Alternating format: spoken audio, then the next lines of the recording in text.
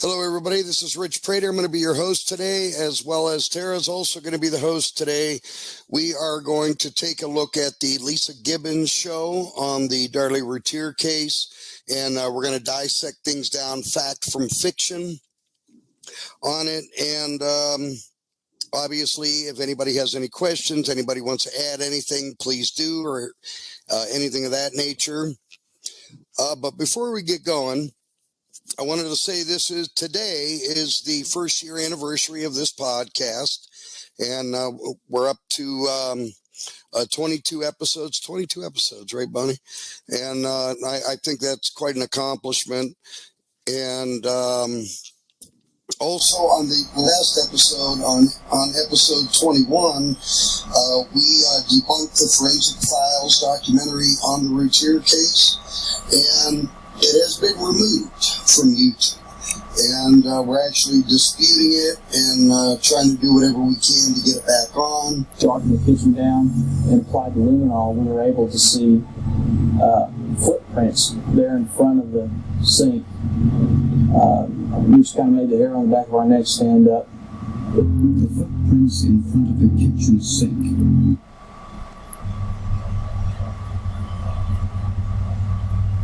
When you take content from a creator who's got like 1 million over, the algorithm will get them to impose a copyright strike. Applied the luminol, we were able to see footprints there in front of the sink. Every 6 seconds, you put up Title 17 and claim that it's, for parody educational uses only.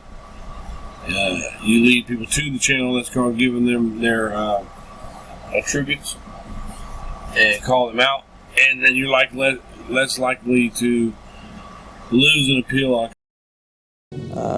Which kind of made the hair on the back of our neck stand up. The foot of walking through there. That the blood was that of both. And Damon would want us to be happy. District Attorney Greg Davis watched the celebration on television. I was just sickened by what I saw, because it had only been a week since these boys' deaths, and yet we've got a full-blown birthday party out there at the gravesite. And it really struck me as more than curious. Speak like every 6 seconds. Usually I waited a little bit longer that time. I like to see what they debunked and what happened when I would encourage Rich to do it again, but use a source that doesn't have 1.8 million if he did that.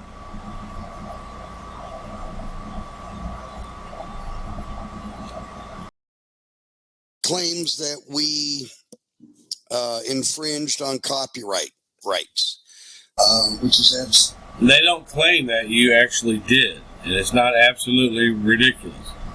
They own that show. They own the rights to that show. It's not ridiculous. Absolutely ridiculous. But anyway, I do got one exciting thing to report.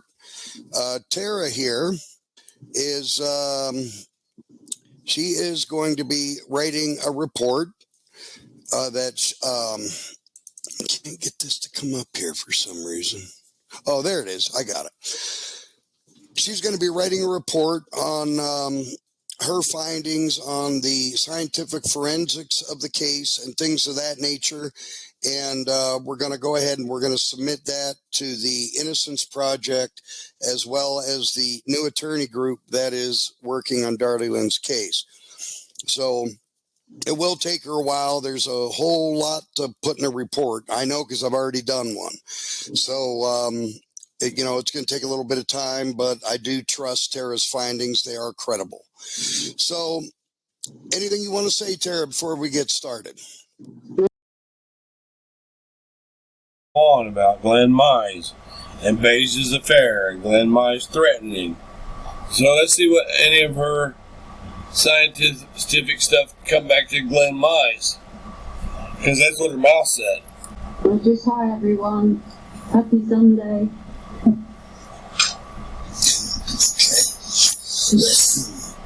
All right, so here we go, folks. We're going to go ahead and start with the Lisa Gibbons show. There is either 3 or 4 parts. There's 4 parts to it. We're probably just going to do one part There's one episode they claim is missing. I think there's 3 parts that we can get to on YouTube, but further research says that there's one part that's missing. Today, because we're very long-winded, and we're big on details, so it takes us a long time to get through. You're big on detail. These documentaries, but it's important that we do so. All right, here we go. I am.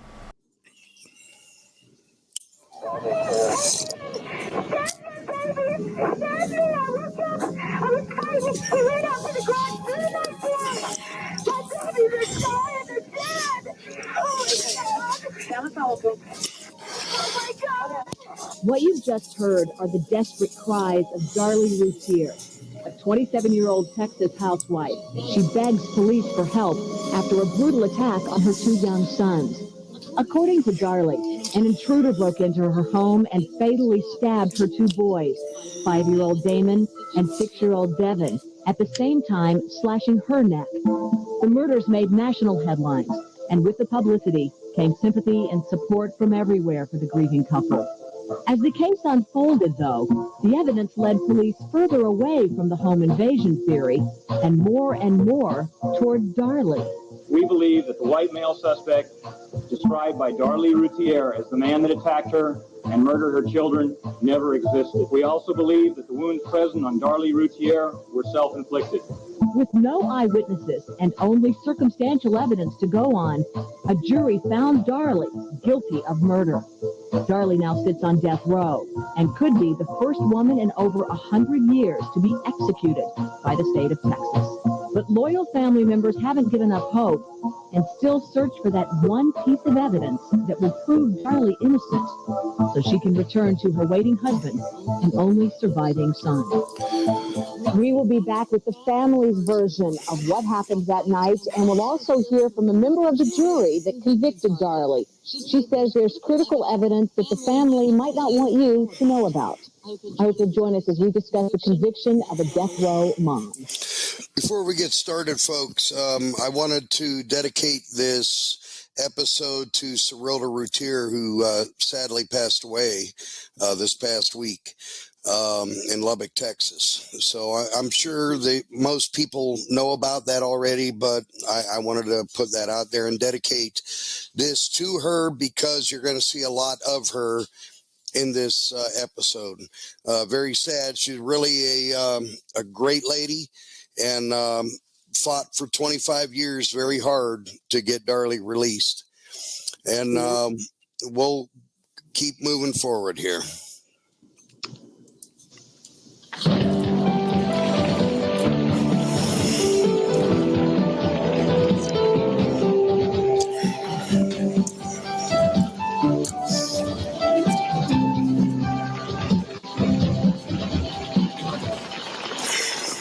Now, Darlie's family has never wavered in their support of her innocence.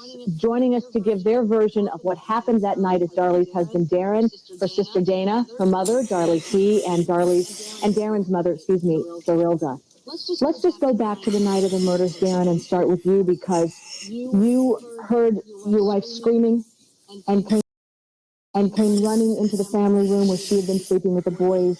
You had been upstairs with your little 7-month-old. What was the first thing that rushed through your mind when you entered the scene? Well, it seems like the very first thing that I remember hearing is a glass break. And then this screaming, this huge, loud screaming. And just getting closer and closer. Rich, I want to know where he accused Beja of that. I don't remember if I put my pants on, I don't remember my glasses in. All I remember is I was surprised that it didn't just jump off the balcony onto the bottom of the floor. That's how scared it was. You left the baby up there in the crib. Right, left the baby up there, but I didn't check the baby yet. I didn't do that until later on. Was Darlie on the phone with 911 when you got there? No, when I came down the stairs, I passed her. She was screaming, Devin, Devin, Devin, Devin, Devin. Just freaking. She's screaming and she's hollering, and that 911 tape is exactly what I heard. She went straight to the phone, straight to the sink, get the towels, and I was straight to Devin. The thrust of the knife was so powerful that with one of the boys, it penetrated the chest, broke his ribs, and stuck through the floor underneath him. I know. Why did they not stop them? He said, I know. Because we all know that it did not happen that way.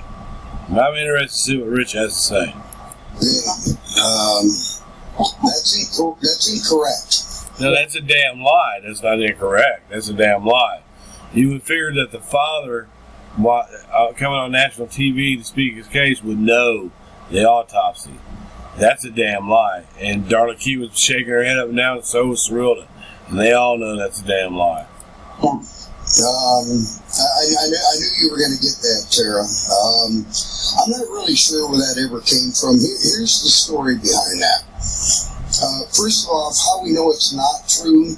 Well, if you look at the autopsy photos, if you look at the autopsy report, with Devin, the knife wounds did not penetrate through his entire body. Now, they were extremely severe and deep wounds. As a matter of fact, I think the deepest one was 5 3/4 inches, which is just about all the way through him, but not all the way through him. But it is believed, however, when they removed the carpet out of that house, they found chips in the floor where the floor had been chipped, approximately in the location where Devin was stabbed. It was believed that the knife had chipped the floor.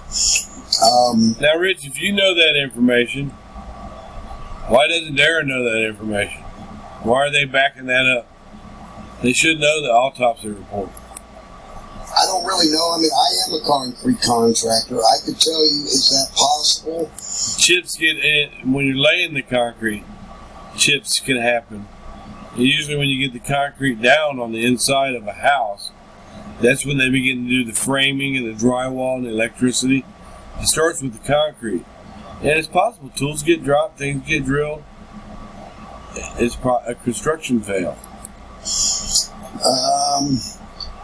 It'd take a whole lot of force to do something like that. And if you did do something like that... And that's why Darren and Darlie Key and all of them were agreeing to it. They wanted to make it seem like poor little young Darlie, she couldn't do that. It'd take a whole lot of force to do that. And that's exactly what they want you to think. It would definitely do a lot of damage to the knife. If not break it or ding it or something to that extreme. And if you look at the knife that was used, although I personally believe that there were 2 different knives used, but on the knife that we know of that was used, there was no significant damage to it due to that. So that's kind of where that comes from. Is there anything you want to add to that, Tara? No, that's pretty much it. It's just that that's false information, and that's also what Waddell says in the Death Row episode. Waddell states that, and obviously it's not true, so I don't know where it came from, but it seems... It came from the family. They wanted you to believe that the force of the knife was so strong that Darlie couldn't do that. That's why they're sitting right on here agreeing to it. You know, these are people that know Darlie's innocent, right? But they haven't studied the evidence. This is his son's. He didn't look at the autopsies. I would have. What about Grandma over there and Grandma too? They know better. It seems pretty like they're like sensationalizing it even more. Yeah, why would the prosecution or somebody on the innocence or the guilt side of her, why would they sensationalize that? Because it does make it seem like a really strong person would have had to do that. And it already is. Right. And I think the purpose of that as well is to show that, oh, it was Darlie that did it. She was the only one that could have had that sort of rage, you get mean towards her child. But yeah, that's... It came from the family. Then they tried to blame it on Toby Shook because he said one of the boys was impaled. That meant through, but not through and through. She says Waddell said that on death row. When I first pulled up in front of the house, I saw a man running out the front door. I got out of my car. I yelled at him, had him stop in the front yard to see who he was. It was Darren Routier. The husband? Yes, Darlie's husband.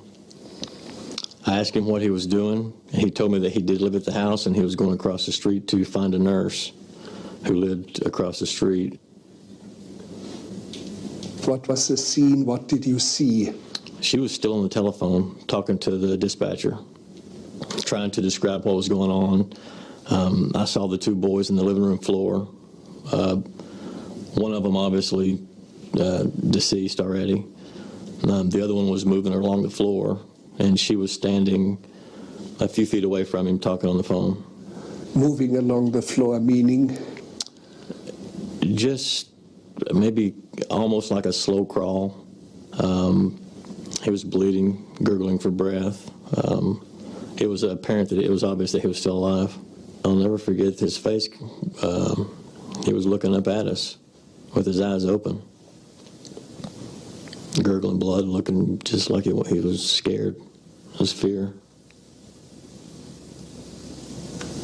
He knew he was dying. I believe so. When investigators enter the Routier house in Del Rock Heights, they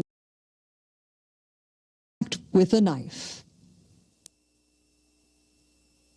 Darren did come back from across the street, and I told him to try to help the other boy, and he did. He tried to help the one in the middle of the living room. I don't recall the names or which one was which, but at one point I remember looking over at him to see if he was helping him, and he was doing CPR, and with each breath there was a shower of blood coming out of the little boy's chest, and it was obvious that he was gone. And Darlie herself? And Darlie was standing by the bar between the kitchen and the living room. I really wasn't concerned about her boys because she asked me about her jewelry that was sitting on the counter. She asked me if anybody had stolen her jewelry. She told me she messed with the butcher knife that was used to kill her kids. She told me she'd grabbed it and messed up the fingerprints on it. I believe there was an intruder in the house up until we actually searched the house and didn't find one. I thought he was still in the house until my backup arrived and we were able to search and make sure he wasn't. Until then, I was expecting to come around the corner any time. And apparently there was no intruder. No. It was a day like any other day, you know. I had gone to sleep. Shows. All fingerprints were identified with the exception of one, smudged. And allegedly it might be the intruder's fingerprint. From what I understand, that fingerprint was not identifiable. It could have been. Obviously there's fingerprints all over your house. If you live in a house, there's fingerprints on everything. That fingerprint was analyzed, and it was smudged, and it couldn't be read. Today it's a big deal for the defense that this must be the fingerprint of the intruder, the alleged intruder. I think it's probably their last hope. Which the fingerprint is, I don't think there's any value to it. The fingerprint does not match Darlie, Darren's, any of the police officers, any of the paramedics, any of the... No, that's pretty much it. It's just that's false information, and that's also what Waddell says in the Death Row episode. Waddell states that, and obviously it's not true. So, on death row, and he does not say that. And she's talking about being a mistruth, but she's not talking about where it comes from. On death row was done many, many years after this. This was done in 1998. So, I didn't hear that mystery, Maverick, and I went through all 4 clips of Waddell on death row. So I'm just going to leave it at that. I'm only 20 minutes in, so I'm just going to leave that one at that. And besides, Tara, Waddell was probably still tired, you know, because he was taking a nap in his cruiser while he was sitting in the parking lot of the Victory Baptist Church, right?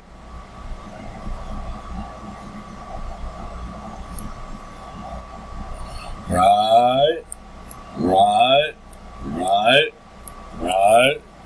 Waddell was asleep in his cruiser when they called him. Right.